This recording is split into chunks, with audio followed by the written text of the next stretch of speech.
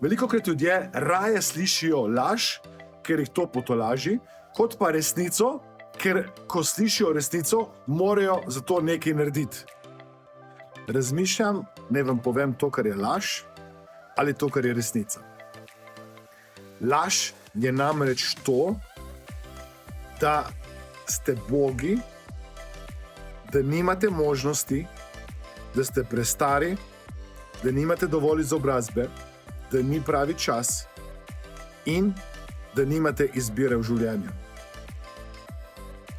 Laž je, da ste žrtev. Resnica je pa ta, da imate v sebi potencial in sposobnost, da uresničite veliko več, kot sedaj uresničujete, in da ste sposobni veliko več, kot sedaj pokažete. V vas je moč in potencial, da spremenite stvari, ki se sedaj dogajajo v vašem življenju.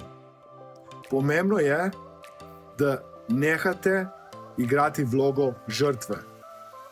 Da to, kar vi govorite, da je vaša zgodba, zaradi katere nimate vsega tega, kar si v življenju želite, nehate govoriti, ker to je laž.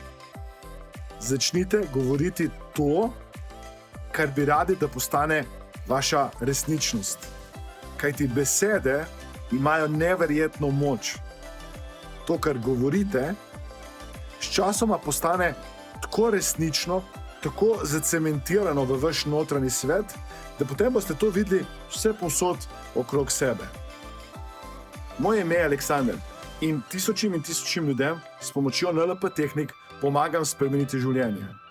Spoznajte moč neurolingvističnega programiranja, moč NLP tehnik na brezplačnem 7-dnevnem NLP izzivu.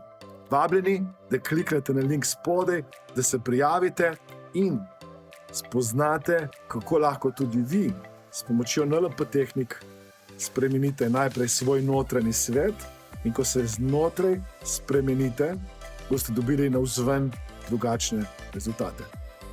Vabljeni, kliknite na link spodaj, prijavite se, udeležba je povsem brezplačna.